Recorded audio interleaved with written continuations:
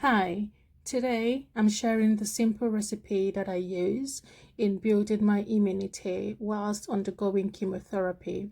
And yes, today I'm not showing my pretty face because I don't want my pretty face to distract you from what I'm saying or doing. And if you doubt that I have a pretty face, check out my previous videos. Let's delve right into it. Chemotherapy it's very damaging to the immune system. In fact, it's very damaging to the whole body.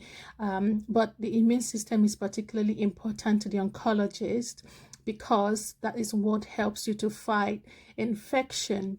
And with chemotherapy, the blood cells, the white blood cells, especially the one called neutrophils, are the one that is very concerning if it goes below a certain level. In fact, the oncologist usually stops or delays the treatment until the immune system goes up, and this is because you need everything in your power to actually fight. Your body is using the reserve to fight the cancer, so that leaves it open to a lot of different infections. Could be viral, could be bacterial. Okay, and this can be life-threatening. And some people say, okay, I've finished chemotherapy now, why do I still need my immunity boosted? The effect of the chemotherapy can actually last up to 9 months after stopping it, and that is why it's very important. So I've carried out my own little experiment with this, and it works for me 100% every time. I'm just at this point going to make a disclaimer: before you do anything, before you start anything, make sure you speak to your team to make sure that whatever you're doing is not interacting with what you're being given. And this is not a license for you. This is not a medical prescription for you to stop what your team is doing for you and do just this. Okay, just putting it out there. And back to chemotherapy.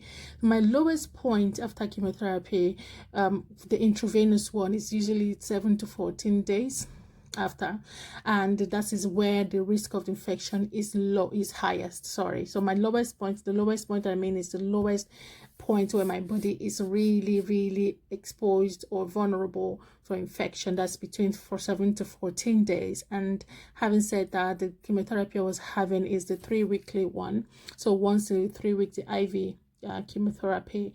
And then for people who are having daily chemotherapy, which is what I'm doing right now, that means that every day your body is exposed. It's really important for me that my immunity is not even dropping at all. Right, so neutrophils are the soldiers, the type of white blood cell that fight the infection. And if the oncologists are not happy with the levels, certainly the treatment is delayed. So going back to my experiment, I noticed that if I consume this every day, my neutrophils level does not go down at all. And remember, I said I'm having the daily chemotherapy now, so that means that my chemotherapy had remained stable. So I don't have lowest point anymore. But if I don't, more often than not, it declines. The good news is that it picks up as soon as I start again. So I tend to do it judiciously. Anyway, these are simple things that you can find in your kitchen. There is no rocket science behind it. You already seen the ingredients that I'm using: lemon, onions, garlic, ginger. Yeah, these are things that we can find around. It's not difficult to get them at all. And other things that this was actually coincidental. I noticed that it did help with my iron levels. So I have for the longest been suffering from iron deficiency anemia. That is when your iron level is low, and that's causing your blood to be low. And then when the cancer came, coupled with the chemotherapy, everything was just everywhere. I was prescribed some tablets to help, but my body system did not like it at all, so I discontinued it. But I noticed that since my frequent consumption of my tea, you can see my iron levels had normalized and actually stayed normal. So that it was a plus, I would say, an accidental or incidental discovery. This recipe also has become everybody's arsenal against flu and cold in my entire family. My children calls it the booster. I do not buy cough syrup anymore in my house for the long, like since when I say a couple of years now that I started to do this. I don't buy cough syrup anymore. For them at the end, I do sieve it. So one of my children, the younger ones, they can't drink. At the end of the video, you will see what I'm saying about the drink, but I sieve out the juice with a fine sieve, and then the juice, just use the syringe and give it to them, and it's absolutely, they love it. They love it, and I love the name that they call it, booster, because it really boosts your immunity. And for the older ones, they could take it just the way I have shown in this video. But again, I'm going to stress, please do not give honey to anyone that is less than 1 year. Okay, and when you're getting your honey, please make sure that the honey is organic, because otherwise you're just pouring sugar in your drink, except you want to pour sugar in your drink. I do not add anything else. Once I've made the tea, some people still add honey.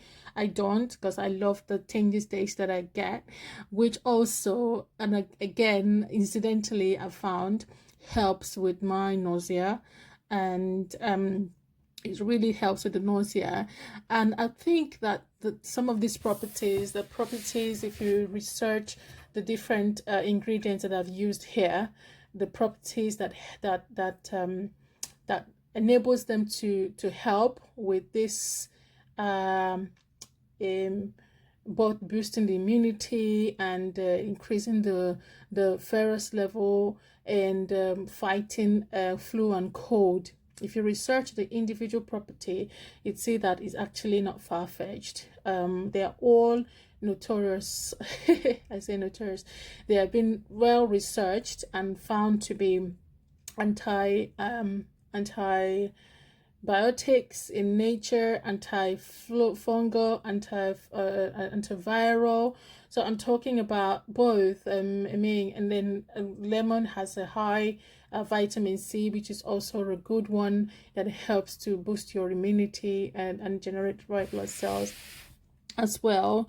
So it's quite a handful, and from this video you can see that from start to finish, and that was actually taking this long because just for the purpose of the video.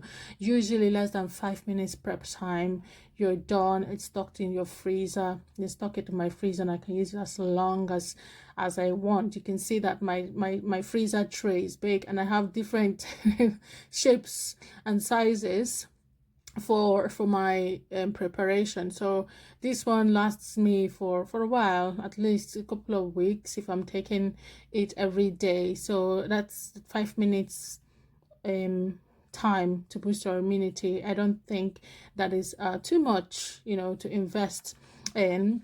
And having said that, there are other precautions to take, like protecting yourself, washing your hands regularly, which I do. My palms are suffering, and I think because of my profession as a healthcare professional, that does not help. But also they say limiting contact with people who are sick, avoiding large crowds, making sure that your food and vegetables are washed properly, and cooking all the animal products really thoroughly, because these are some sources of some sources of infection. In my own case, there's really some that I cannot avoid. My children go to school, and you know how they are. They pick up different things from different people, and they are very happy sharers. So I can't really prevent myself from getting infected or something like that. But to God be the glory.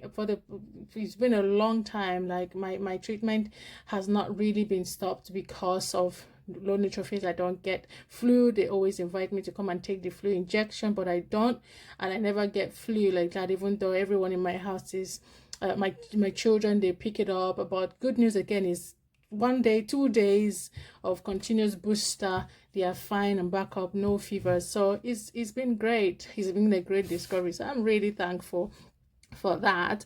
And yeah, I have made my own cuppa. I'm gonna go off to drink now. Would you be trying this recipe?